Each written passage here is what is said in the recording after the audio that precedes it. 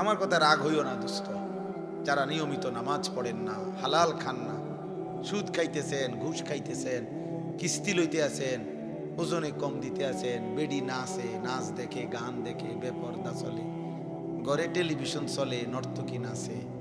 আচ্ছা, যদি আল্লাহ তাআলার কোনোদিন না ফিরায়, আর কোনোদিন যদি তৌফিক না দেয় যুবক, মনে করো আর কোনোদিন তোমার সেজদার তৌফিক দিলই না, আর কোনোদিন মনেই পড়লো না নাম, তো কি হবে অবস্থা?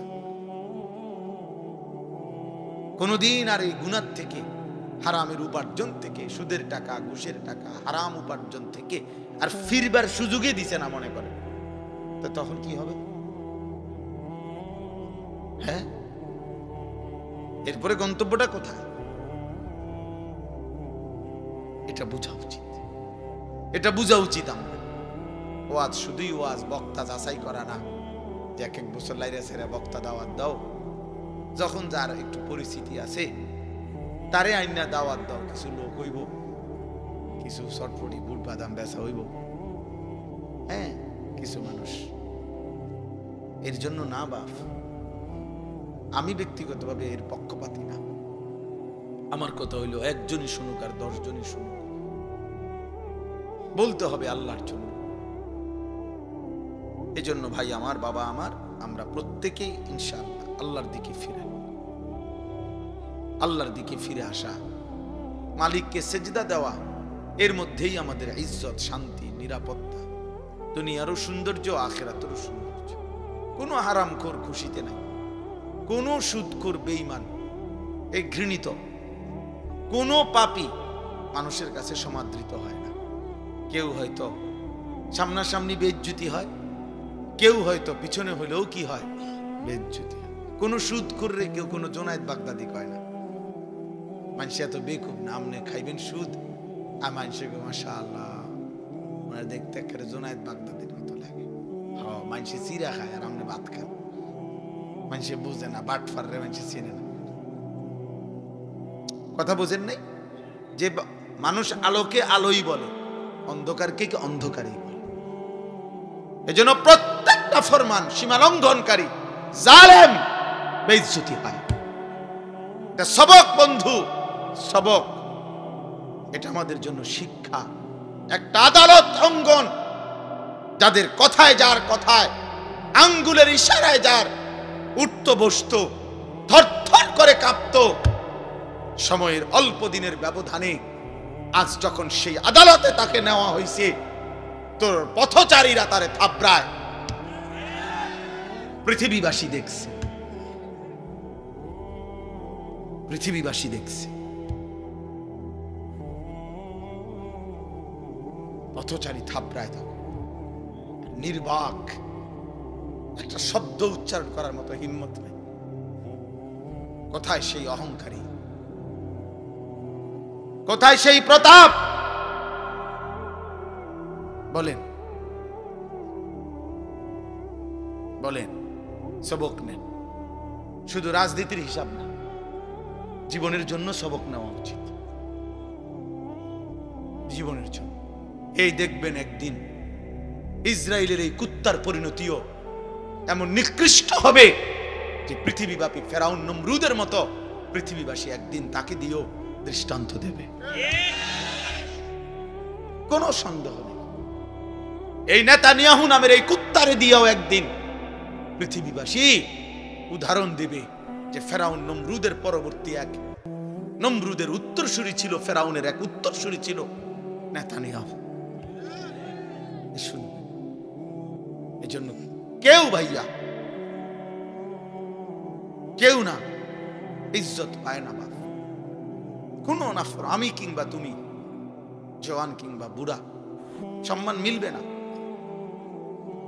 সম্মান মিলবে না। এই জন্য দয়া করে নিজের উপরে দয়া করেন, নিজের সুন্দর করেন, আখলাক সুন্দর করেন, হালাল উপার্জনের প্রতি যত্নবান। মানুষ ঘৃণাই করে। আরবিতে একটা প্রবাদ আছে, অফিকা উয়ুবুন ওয়ালিন্নাসে আয়ুনুন। আমরা কিতাবে পড়ছি যে আরবিতে বলে তোমারও দোষ আছে, মানুষেরও চোখ আছে। তোমারও দোষ আছে, মানুষেরও কি আছে, চোখ আছে। মানুষ চোখ বন্ধ করে থাকে না, কাজে মানুষ বুঝে। এই জন্য প্রিয় ছেলে ভাই, তোমাদেরকে বলি ভাই, যারা এক ওয়াক্ত নামাজ পড়ো না, তুমি 1 মিনিট ভাইবা দেখো এই সমাজের মানুষ তোমাকে কি মনে করে। সারাক্ষণ নারী ছবি, মোবাইলে অস্থির দৃশ্য, তুমি ডানে বামে তাকায় দেখো, মানুষ তোমাকে প্রিয় মনে করে না অপ্রিয় মনে করে। তো আল্লাহর কাছেও তোমার ইজ্জত হারাইলা, কারণ গুনাহ তো কোনো পাপীকে তো আল্লাহ তাআলা সম্মানিত করবে না, করবেন তো মানুষের কাছেও তো তুমি ঘৃণিত, মানুষের কাছেও তো ঘৃণিত। তো জীবনের অর্জন কোথায় বলে? আল্লাহ আমাদেরকে মাফ করে দেন। এর বিপরীতে আমরা এবার এই যে আয়াত পড়ছি, ইব্রাহিম আলাইহিস সালামকে লক্ষ্য করে, এই সংক্ষেপে আর অল্প একটু কথা বলি তাহলে শেষ। ইব্রাহিম আলাইহিস সালামকে লক্ষ্য করে আল্লাহ তাআলা এই কথাটা বলছেন। আমি যে আয়াতটা পড়ছি কোরআনুল কারীমের 17 নম্বর পারা 22 নম্বর সূরা, সূরা হজ, এই সূরার 2টা আয়াত 27, 28, এই 2 আয়াত পড়ছি। একজন শ্রেষ্ঠতম প্রিয় নবী ছিলেন ইব্রাহিম আলাইহিস সালাম। ইব্রাহিম আলাইহিস সালামের নাম আমরা সবাই জানি, আল্লাহ তাআলার বহুতই মহব্বতের একজন নবী, একজন রাসূল। আল্লাহ তাআলা যাকে নিজের খলিল বানাইছেন, ওয়াত্তাখাযাল্লাহু ইব্রাহিমা খলিলা। আল্লাহ তাআলা বলেন, আমি আল্লাহই ইব্রাহিমকে খলিল, বন্ধু বানাইলাম, বন্ধু বানাইলাম। আল্লাহ তাআলা কোরআনুল কারীমের মধ্যে বলছেন ইব্রাহিম আলাইহিস সালামকে যে সে একজন ব্যক্তি, কিন্তু পৃথিবীবাসী শোনো, আমি আল্লাহ বলতেছি আমার ইব্রাহিম একাই, কানা উম্মাতান, ইব্রাহিম একাই একটা জাতি। তিনি একজন ব্যক্তি না, বরং এক ব্যক্তি একটা জাতি, জাতি। আল্লাহ তাআলা কোরআনুল কারীমের মধ্যে বলছেন, আল্লাহ তাআলা কোরআনে বলছে, ইন্নী জাইলুকা লিন-নাসি ইমামা। ইব্রাহিম, আমি তোমাকে পৃথিবীবাসীর, গোটা বিশ্ব মানবতার ইমাম বানিয়ে দিলাম, ইমাম বানিয়ে দিলাম। আল্লাহ তাআলা কোরআনে বলছেন, হুয়া সাম্মাকুমুল মুসলিমিন। মুমিন শোনো, ঈমানদার, ইব্রাহিমই তোমাদের মুসলিম নামকরণ করেছেন।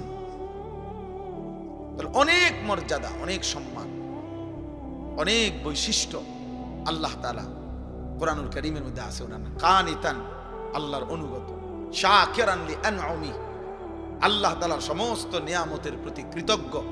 এটা আল্লাহ বলছে ইব্রাহিম আলাইহিস সালামের সিফাত। ইজতাবাহু, আল্লাহ বলে আমি নিজে তাকে বাছাই করেছি। এরকম অনেক আল্লাহ তাআলা মর্যাদা, সম্মান, ইজ্জত ইব্রাহিম আলাইহিস সালামকে দিয়েছেন। আমাদের মিল্লাতের পিতা বানাইছেন, মিল্লাত আবিকুম ইব্রাহিম। এত সম্মান, এত ইজ্জত, এত মর্যাদা আল্লাহ তাআলা দান করছেন। কিন্তু এর আগে আল্লাহ তাআলা ওনাকে বারবার, অগণিত বার পরীক্ষা করেছেন, পরীক্ষা করছে। وَإِذِ ابْتَلَى إِبْرَاهِيمَ رَبُّهُ بِكَلِمَاتٍ فَأَتَمَّهُنَّ। আল্লাহ তাআলা বলছেন, আমি ইব্রাহিমকে অনেকবারই পরীক্ষা করেছি, প্রত্যেকবারই আমার ইব্রাহিম শতভাগ উত্তীর্ণ হয়েছে, গোল্ডেন এ প্লাস পাইছে প্রত্যেকবারে। তাফসীরে মধ্যে আছে, হযরত আব্দুল্লাহ ইবনে আব্বাস রাদিয়াল্লাহু তাআলা আনহুমা বলছেন, আল্লাহ তাআলা ইব্রাহিম আলাইহিস সালামকে 30 বার, কোন বর্ণনায় আছে 70 বার পরীক্ষা করেছে।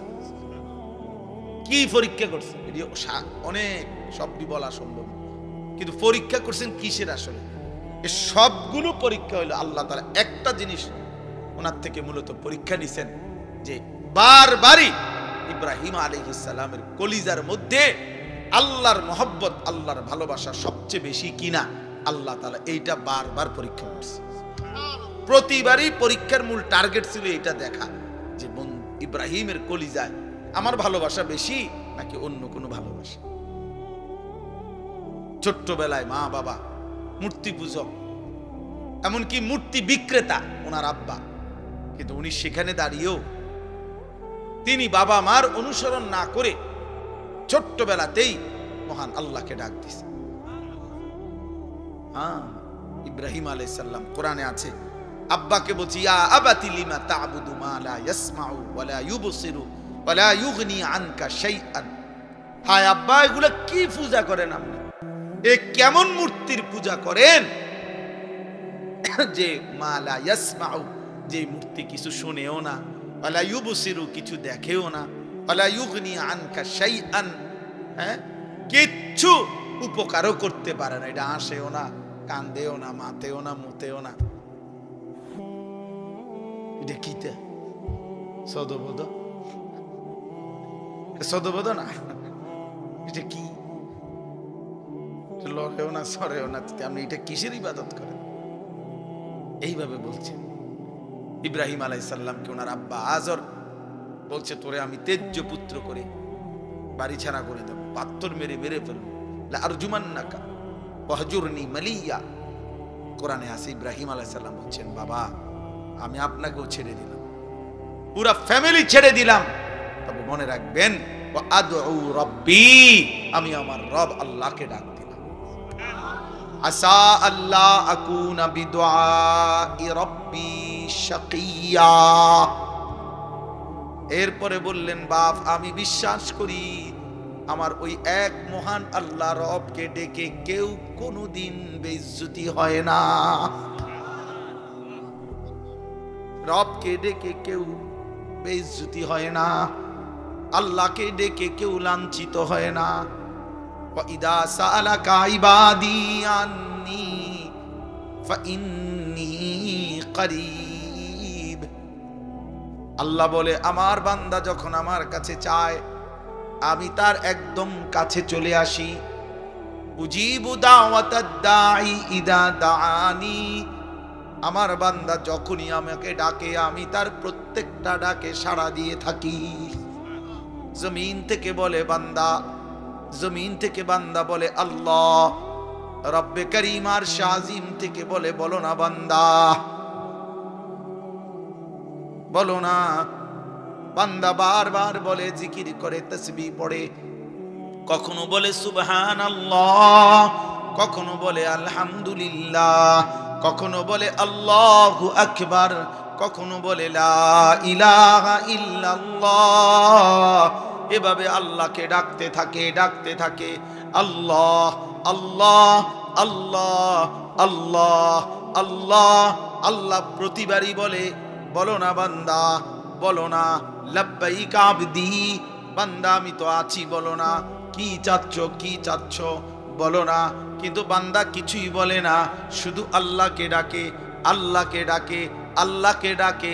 হাদিসের মধ্যে আছে, একটা পর্যায়ে আল্লাহ নিজেই তখন বলতে থাকে, আমি বুঝছি বান্দা তুমি আমারে ডাইকা মজা পাইছো, ঠিক আছে বান্দা তুই আমারে ডাকতে থাক, আমি আল্লাহ নিজেই তোকে দিতে থাকি।